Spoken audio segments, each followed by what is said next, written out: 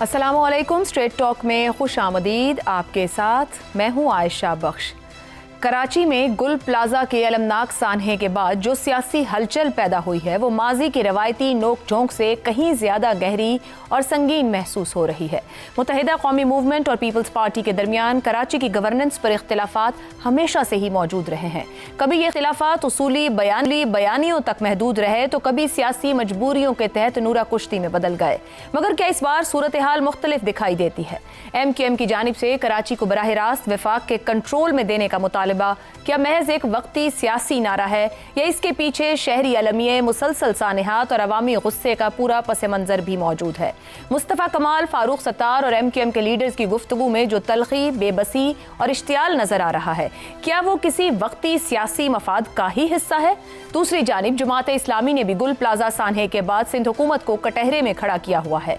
हाफिज नईमुर रहमान का city government पर जोर देना दरअसल एक तीसरा बयानिया है जो न सूबाई कंट्रोल को मसले का हल समझता है और ना ही विफाक को। उनका मौक़िफ़ है कि असल मसला ताकतवर, बाइख्तियार और मुंतखब बल्दियाती निज़ाम की अदम मौजूदगी है।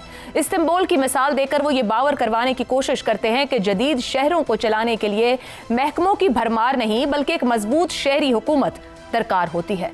पीपल्स पार्टी के लिए सूरत हाल माजी के मुकाबले में कहीं ज्यादा मुश्किल हो सकती है। एक तरफ इत्तेहादी हुकूमत की मजबूरी है जहां विफाक में पीपल्स पार्टी की हिमायत के बगैर सियासी तवाज़ुन बिगड़ सकता है, और दूसरी तरफ कराची के मुसलसल सानेहात हैं जो अखलाकी और सियासी दबाव बढ़ा रहे हैं। माजी में पीपल्स पार्टी अक्सर ये मौक़िफ़ इख्तियार करती रही है कि कराची के मसाइल तारीखी हैं और तमाम ही जमातें इसकी जिम्मेदार हैं, मगर अब ये दलील कमज़ोर पड़ती दिखाई देती है क्योंकि तवील अरसे से सिंध में इक़्तिदार पीपल्स पार्टी ही के पास है। सवाल ये नहीं कि कराची को सूबे से अलग किया जाए या नहीं, या फिर सिटी गवर्नमेंट फौरी हल है या नहीं। असल सवाल ये है कि क्या अब भी सिंध हुकूमत इस बहरान को सियासी महारत से टाल लेगी या इसे कम अज कम एक महदूद सियासी कीमत अदा करना पड़ेगी। शायद ये कीमत मुकम्मल निज़ाम की तब्दीली ना हो, मगर बल्दियाती इख्तियारात में इजाफा, वसाइल की मुनसिफाना तकसीम या फिर इंतजामी इस्लाहात की सूरत में कुछ ना कुछ देना पड़ सकता है। गुल प्लाजा का सान्हा महज एक इमारत का जलना नहीं, ये उस निज़ाम का जलना था जो बरसों से कराची के शहरियों को तहफ़्फ़ुज़ देने में नाकाम रहा है। अगर इस बार भी इस अलमिये को सियासी बयानात, इल्ज़ामात और वक्त की नज़र कर दिया गया तो सवाल सिर्फ कराची नहीं, पूरे निज़ाम की अखलाकी साख पर उठेगा। इसी पर पैनल की राय जानने की कोशिश करते हैं कि ऊंट किस करवट बैठेगा। हमारे साथ हैं हसन निसार, शहजाद चौधरी, आमिर अहमद खान और ज़ैगम खान साहिब। प्रोग्राम का सवाल आप सभी के लिए। गुल प्लाजा सान्हा, वज़ीर आला सिंध के इस्तीफे का मुतालिबा। क्या इस बार भी MQM और पीपल्स पार्टी का तसादुम महज नूरा कुश्ती या हकीकी सियासी टकराव? ज़ैगम साहब, आपके ख्याल में क्या महारत से पीपल्स पार्टी माजी की तरह इस बार भी सिचुएशन को हैंडल कर जाएगी, या इस बार कुछ ना कुछ करके दिखाना पड़ेगा, कुछ आगे बढ़ के सियासी स्पेस दूसरों को देना पड़ेगी? इस बार क्या ऐसा नया हो गया कि पीपल्स पार्टी इसको नहीं संभाल पाएगी? अगर इस वक्त नूरा मरहूम खुद जिंदा सलामत होते तो शायद ऐसा दंगल वो भी ना करवा पाते जिस तरह के पीपल्स पार्टी और MQM आज खुद कर रहे हैं। ये दोनों पार्टियां एक दूसरे की इंश्योरेंस पॉलिसी हैं। पीपल्स पार्टी इस वक्त सलामत है दो चीज़ों पे, एक सॉफ्ट सिंधी नेशनलिज्म पर और दूसरा अपने सिस्टम पर। और MQM जो है वो उसकी सिचुएशन ज़्यादा गंभीर है क्योंकि एक मौजूदा MQM को मज़ार से दरबार तक वापस लेकर आ गया है। अब MQM को पीपल्स पार्टी की ज़रूरत है क्योंकि वो भी एक लिसानी जमात है, और पीपल्स पार्टी को MQM की ज़रूरत है क्योंकि वो भी एक सॉफ्ट सिंधी नेशनलिस्ट पार्टी बन चुकी है। तो जब एक दूसरे के ख़िलाफ़ ये इस तरह की धींगा मुश्ती करते हैं जिसमें लिसानियत का अंसर होता है तो उसमें मसाइल तो गुम होकर रह जाते हैं, लेकिन दोनों की जो कोर वोट बैंक है वो एक दूसरे के करीब आ जाती है। अब अगर हम कराची को देखें तो देखिए, कराची का बहरान गवर्नेंस का बहरान है, अवाम के लिए एक अजाब बन चुका है क्योंकि वो इंस्टीट्यूशन सिंध के जो घोटकी और जैकबाबाद और कश्मीर को नहीं चला सकते, वो इंस्टीट्यूशंस किस तरीके से दुनिया के एक बड़े मेगा सिटी को, एक इंतहाई पेचीदा शहर को चला सकते हैं, वो इंस्टीट्यूशंस का हाल है। और कैसे कराची जैसा शहर उस सिस्टम का बोझ उठा सकता है जिस सिस्टम के तहत पीपल्स पार्टी पूरे सिंध को कराची समेत चला रही है। तो नतीजा क्या निकला है कि अरूसल बलाद, जिसका मतलब है शहरों की दुल्हन, वो शहरों का मलंग बन चुका है, जिसकी कोई चीज़ सलामत नहीं, कोई हालत नहीं। और शहर तो गया, पाकिस्तान की मईशत को भी ले डूबा। कराची के इस हालत की कीमत पूरे पाकिस्तान ने दी है, पूरे पाकिस्तान की मईशत ने दी है, क्योंकि कराची वो शहर है जो पूरे पाकिस्तान की मईशत को उठाने की सलाहियत रखता था और रखता है। अब हल क्या है? हल बड़ा वाज़ेह है कि जो इंस्टीट्यूशंस डिलीवर नहीं कर रहे, वो इंस्टीट्यूशंस बिल्ड होने चाहिए। इंस्टीट्यूशंस के बगैर न सिंध चल सकता है, ना कराची चल सकता है। डेवोल्यूशन की ज़रूरत है। दुनिया भर के मेगा सिटीज़ अपने आप को खुद चलाते हैं, खुद मैनेज करते हैं, कोई मसला नहीं है। ज़ैगम साहब, दो बातों को कमेंट कीजिएगा। एक, वो इस्तांबुल सिस्टम की बात की है जमात इस्लामी ने, जो खुद 1 फरवरी को एहतजाज किया, वो हल हो सकता है। और फिर आपने इंस्टीट्यूशंस की बात की कि उनको काम करना होगा, मगर यही इंस्टीट्यूशंस तो उस सिस्टम का हिस्सा है जिसका आप बार बार जिक्र कर रहे हैं। क्या सिस्टम भी समझ रहा है कि कुछ करना पड़ेगा? देखिए, सिस्टम का मतलब है इन इंस्टीट्यूशंस को कैसे कैश काउ बनाना है। सिस्टम का मतलब इंस्टीट्यूशंस नहीं है। सिस्टम का मतलब इंस्टीट्यूशन डिसफंक्शनैलिटी काज करके, उनको चलने से रोक के, उनको करप्ट करके, उनको खराब करके, उनसे दूध निकालना है। फंक्शनिंग इंस्टीट्यूशंस अगर होते तो वो सिस्टम होता जो सिस्टम होना चाहिए था, गुड गवर्नेंस का सिस्टम। देखिए, इस्तांबुल भी उन शहरों में से है, और एक शहर नहीं है। दुनिया का हर मेगा सिटी, वो वेस्ट का हो या ईस्ट का हो, वो लोकल गवर्नमेंट के तहत चलता है। लोकल गवर्नमेंट ही उसको चला सकती हैं। वो स्टेट का, न्यूयॉर्क अपनी स्टेट का हिस्सा है, लेकिन न्यूयॉर्क खुद अपने आप को चलाता है, उसकी पुलिस अपनी है। वो पोर्ट्स को चलाता है, वो एयरपोर्ट को चलाता है, वो अपने आप को मैनेज करता है, वो उल्टा विफाक की मदद करता है। इतना जबरदस्त शहर है, इतने जबरदस्त वहां के इंतजामात हैं। लंदन को देख लें, बम्बे को देख लें, तो वही मॉडल तो वही है। लेकिन अब देखें ना, अब ये हजरात क्या करते हैं, क्योंकि मसले का हल नहीं करना, मसला ये है कि किसी ना किसी तरीके से अपनी जगह बनानी है। कि जो मज़ार से आगे हैं दरबार तक, दरबार में तो जी, अब देखिए, अब वो क्या कह रहे हैं। मुस्तफ़ा कमाल साहब ने क्या किया, बजाय इसके कि इन मसाइल पर बात करते, डेवोल्यूशन की बात करते, उन्होंने सेंट्रलाइजेशन डिमांड की है। माशाल्लाह, वो कहते हैं इस्लामाबाद से मिला दो जी। भाई, यहाँ जो है मुस्लिम लीग नवाज तुमको ज्यादा बेहतर चला देगी, जो साल में एक दफा तशरीफ नहीं ले जाते। ठीक हो गया। इस्लामाबाद में बैठी हुई पार्टियां आपको चलाएंगी। आपको डेवोल्यूशन चाहिए, सेंट्रलाइजेशन क्या चाहिए, और वो बहस ठीक हो गया। क्लैरिटी नहीं है अभी भी लीडरशिप के पास, कुछ हो नहीं सकता। दुरुस्त हो गया। उनको क्लैरिटी है, उनको क्लैरिटी है कि हमारा मफाद किसमें है, अपना मफाद चाहिए। तो बात तो फिर वहीं आ गई कि अवाम तो कहीं नहीं है। शहजाद चौधरी साहब, ये शिद्दत से इस्तीफे मांगे जा रहे हैं एमक्यूएम की तरफ से भी, जमात इस्लामी भी ये कह रही है। आपके ख्याल में कराची को विफाक के कंट्रोल में देने का मुतालबा अवामी दर्द है या सियासी दबाव बढ़ाने की हिकमत अमली है? वाकई हल चाहिए इन सियासी जमातों को कोई? माजरत के साथ आपने गुल प्लाजा में से बहुत कुछ निकालने की कोशिश की है। गुल प्लाजा में बदकिस्मती से जो दफन था वो सब निकल चुका। अब वहां पे और कुछ नहीं है, और ना ही कुछ और निकलेगा। शायद मैं आगे आता हूं आपकी बात आगे बढ़ाते हुए कि शायद उसमें से उम्मीद की क्या रखी जा सकती है इन सारी चीजों में से। लेकिन एक नजर हम देख लेते हैं चीफ मिनिस्टरों की लिस्ट के ऊपर, जो कि सिंध के चीफ मिनिस्टर रहे। आपको इंटरेस्टिंग बात लगेगी कि उसमें से मैंने 3-4 ऐसे नाम निकाले जो कि पीपल्स पार्टी के नहीं थे। कौन कौन थे? गुलाम मुस्तफा जतोई बाद में नहीं थे, चीफ मिनिस्टर बने, लेकिन पहले थे, हमेशा से थे। मुमताज भुट्टो बाद में नहीं थे, हमेशा से थे। जाम सादिक अली बाद में नहीं थे, पहले हमेशा से थे। यानी पाकिस्तान पीपल्स पार्टी जब वहां हुकूमत में नहीं होती तो तब भी पीपल्स पार्टी ही हुकूमत में होती है। एक गौस अली शाह साहब थे जो पीएमएल पाकिस्तान मुस्लिम लीग का नाम लेके चले, और एक क्यू के कुछ साहब थे जो कि वो आई थिंक मुझे उनका नाम अब याद नहीं आ रहा, बड़े भले लियाकत जतोई भी रहे सर नून लीग के। तो या मेहर अली थे, वो इस थिंक ऊपर से कहीं से जो सिंध के अपर सिंध से आए थे। एक बीच में उन्होंने भी वो एक मार्शल लॉ के जमाने में टाइम गुजारा।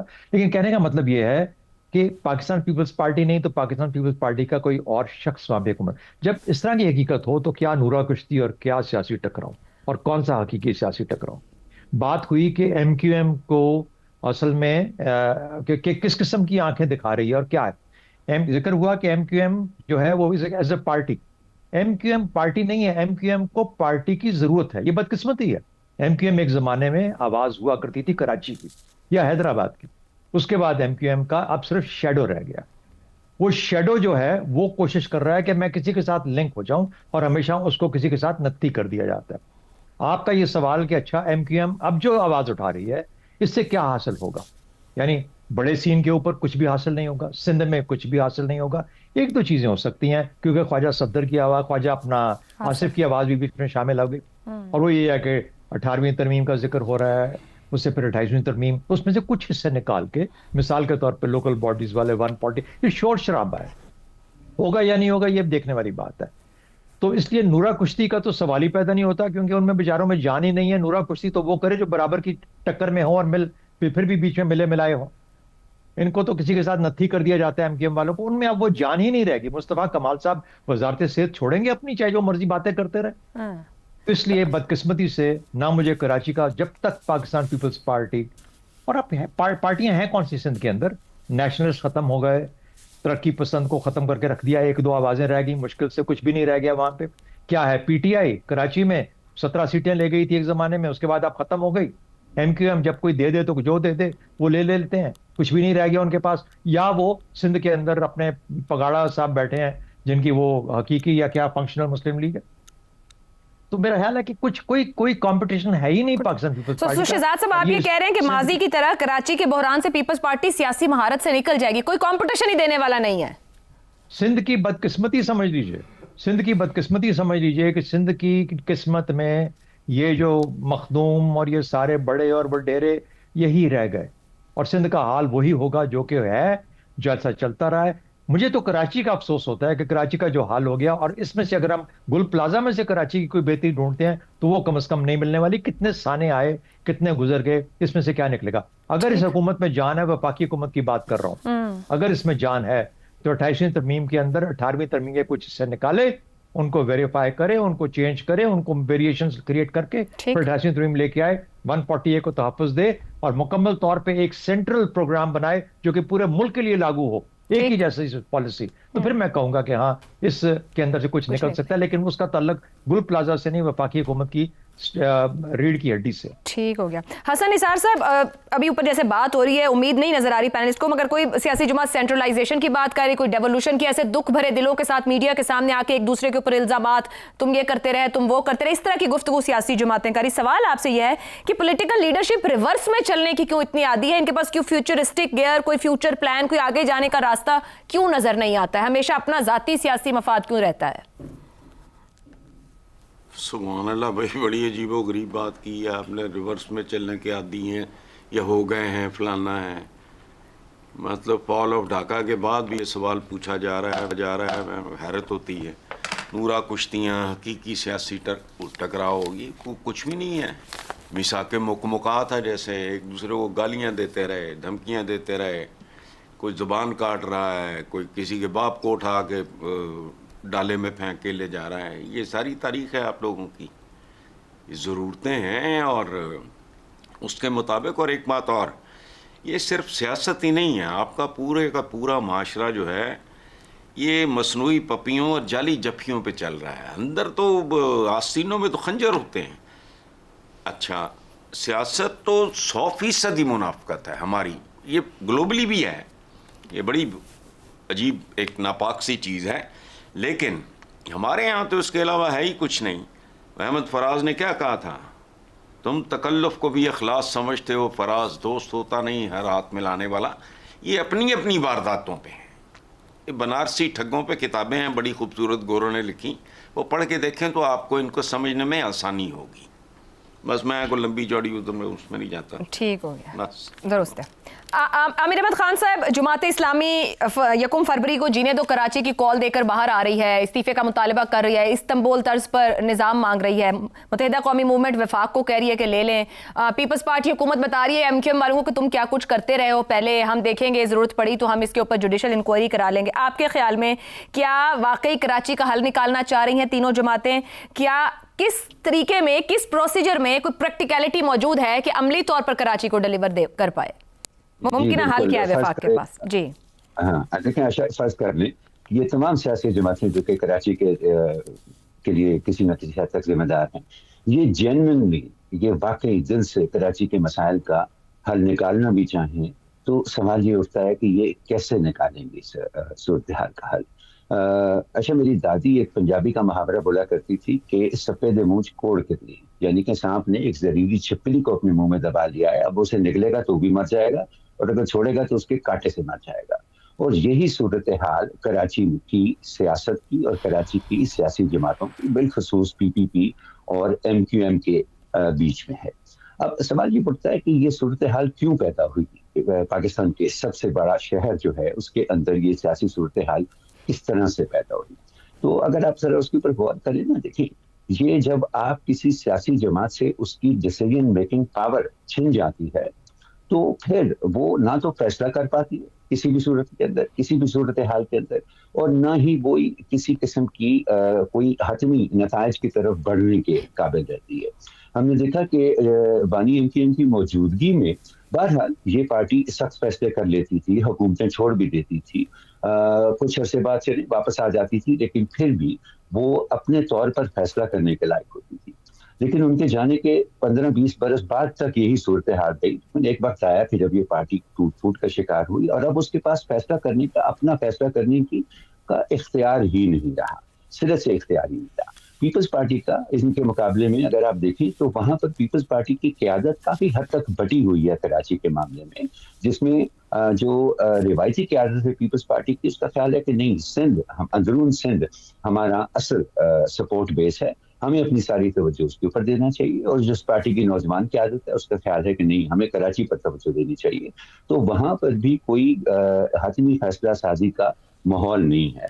और जब आप जिन लोगों के हाथ में आप जिम्मेदारी देते हैं किसी चीज का ख्याल रखने वाला, लेकिन उनके अंदर फैसला करने की ताकत ही नहीं, फैसला करने की काबिलियत ही नहीं रहती, तो फिर जाहिर है कि सूरत हाल इससे मुख्तलिफ कैसे हो सकती है। तो ये उम्मीद रखना कि किसी एक सानही की वजह से, किसी एक वाक़े की वजह से, चाहे वो कितना भी खौफनाक हो, कितना भी दिल दहला देने वाला हो, उस सूरत हाल में कोई तब्दीली आएगी, मेरे ख्याल में एक दीवाने का ख्वाब तो हो सकता है, इसके अंदर कोई हकीकत नहीं हो सकती।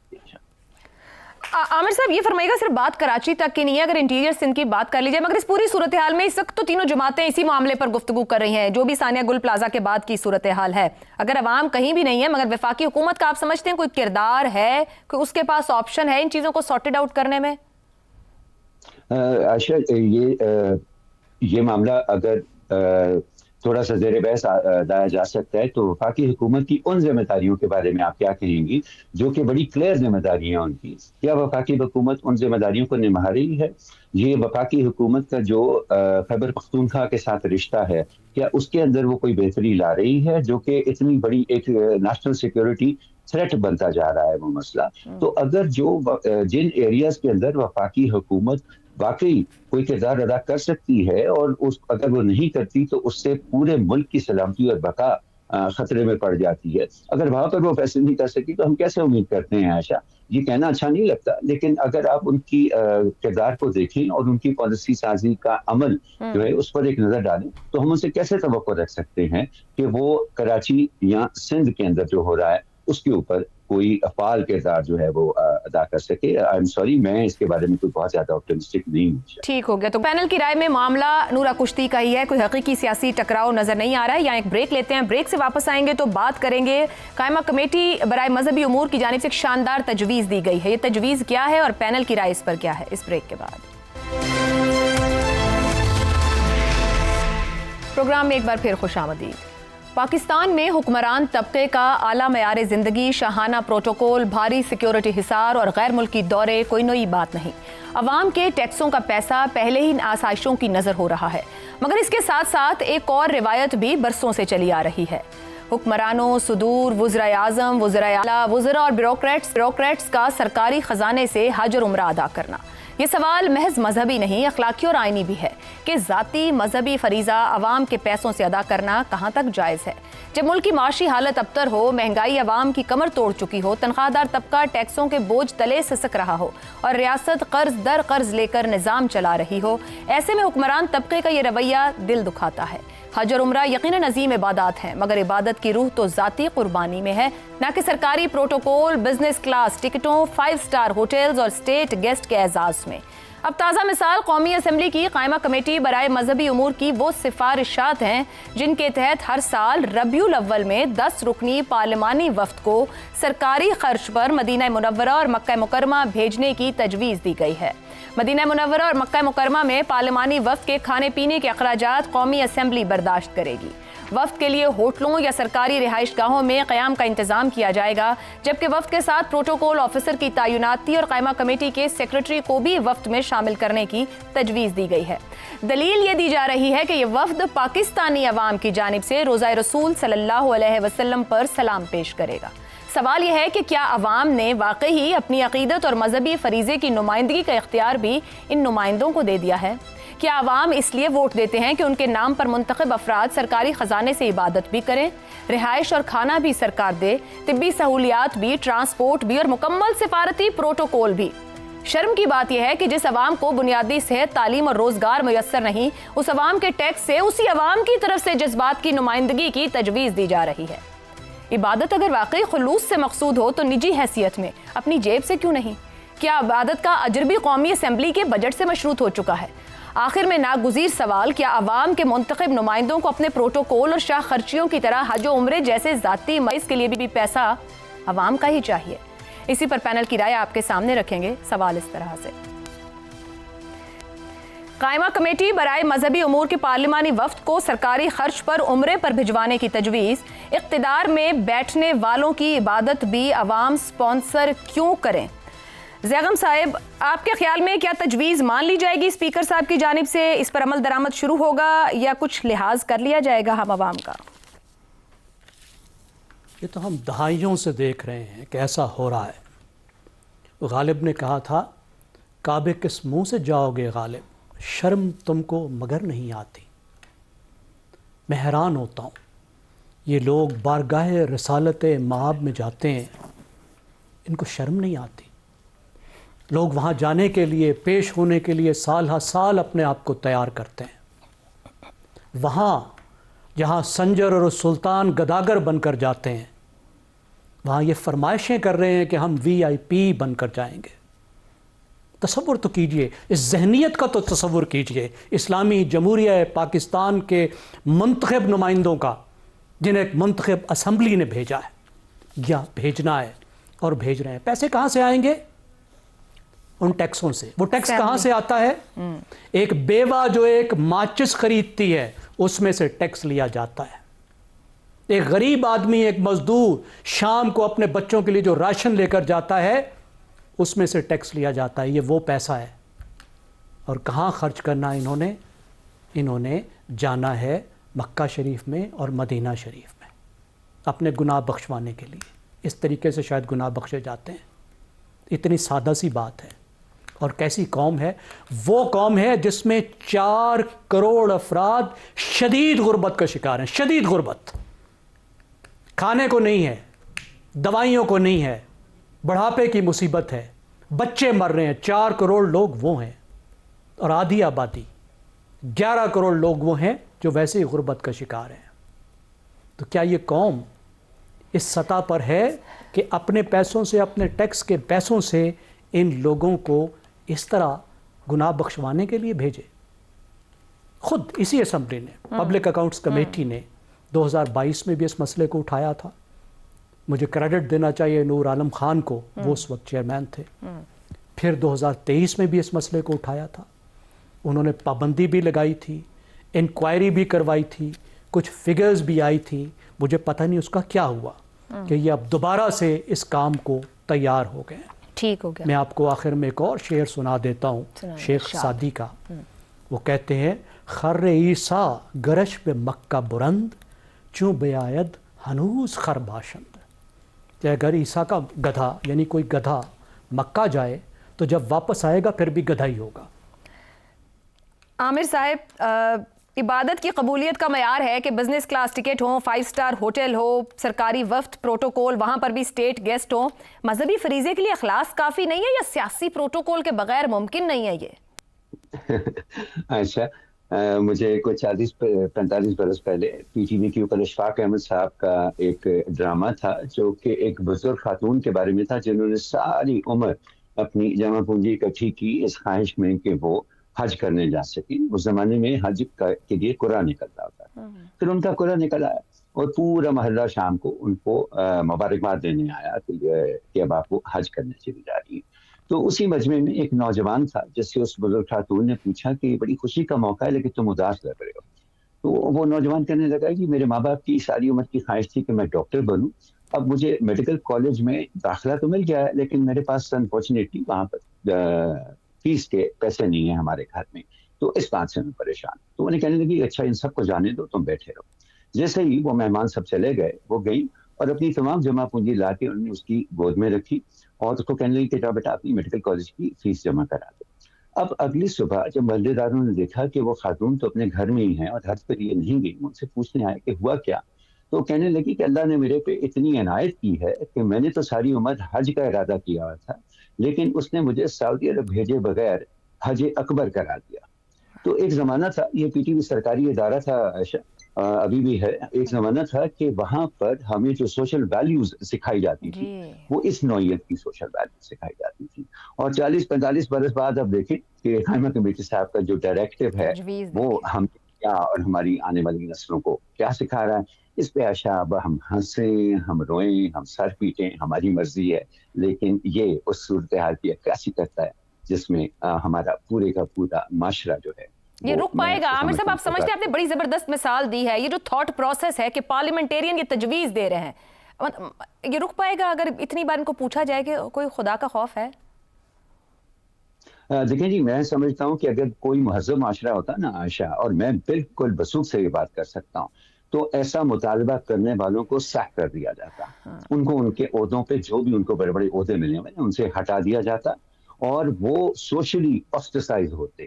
عوام جو ہے وہ ان کے ساتھ اپنا تعلق ختم کر دیتے. لیکن انفارچونیٹلی دیکھیں یہ ایک طبقے کی بات نہیں ہے. ہم بار بار اس پروگرام میں بیٹھ کے یہ بات کرتے ہیں کہ یہ جو سوچ ہے کہ اگر آپ کی پہنچ سرکاری خزانے تک ہے تو جہاں تک ہاتھ مار سکتے وہ مار لو, وہ آپ کا حق بنتا ہے. یہ سوچ پورے کیا کہا جا سکتا ہے.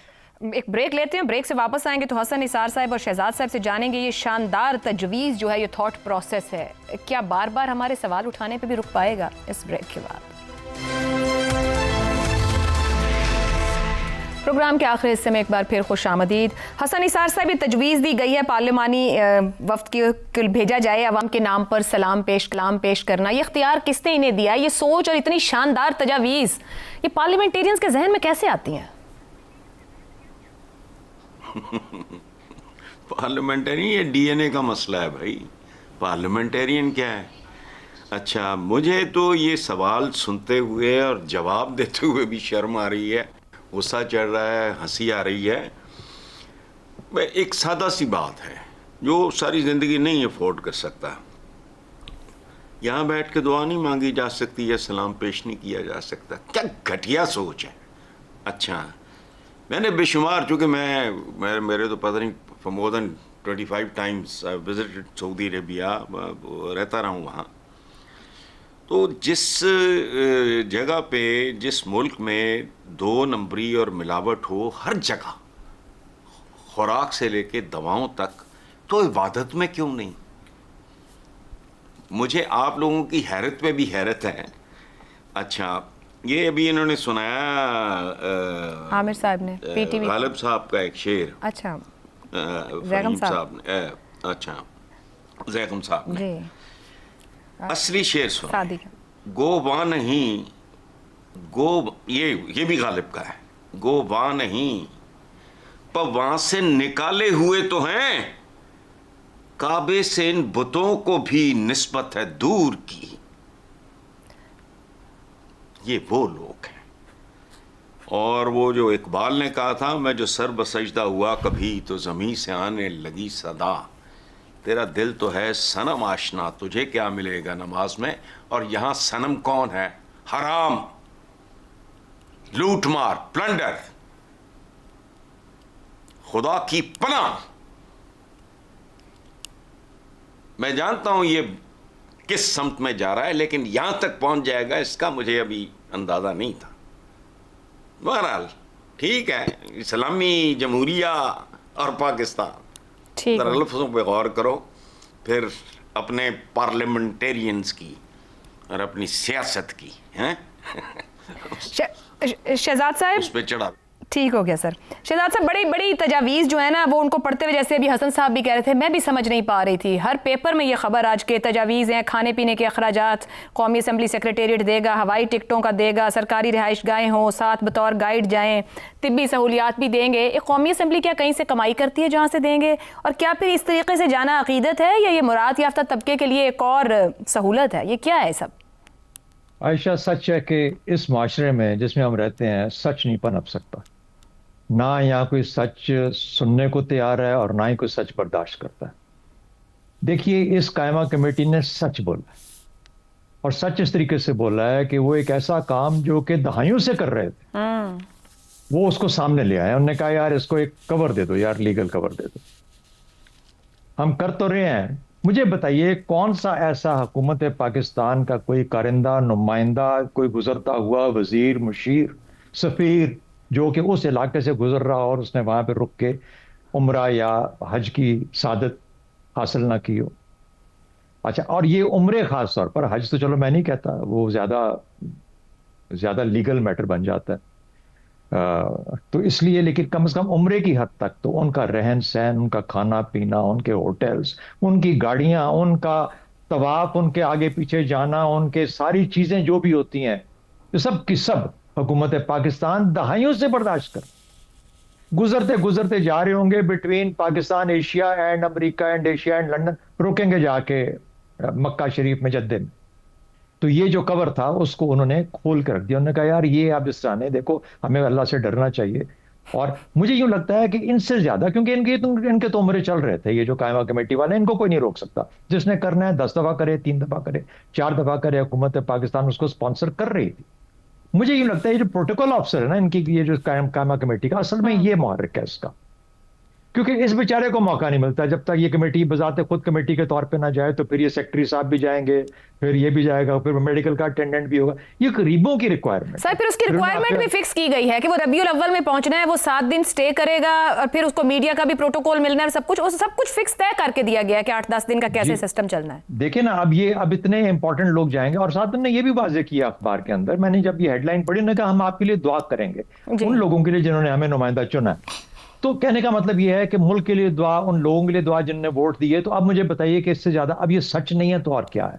اور سچ ہم میں برداشت کرنے کی اہلیت نہیں ہے. اس لیے ہم دیکھیں نا ان کو کیسے, سچی بات ہے, میں تو وہ جو ہیڈ لائن پڑھ کے, میں نے تو خبر بھی نہیں پڑھی تھی, نکل گیا تھا آگے, لیکن آج احساس ہوا کہ آپ کا یہ جو سوال ہے یہ ضرور کوئی ایک سیریس ایفرٹ مانگتا ہے کہ اس کو ڈیل کیا جائے, ٹریٹ کیا جائے.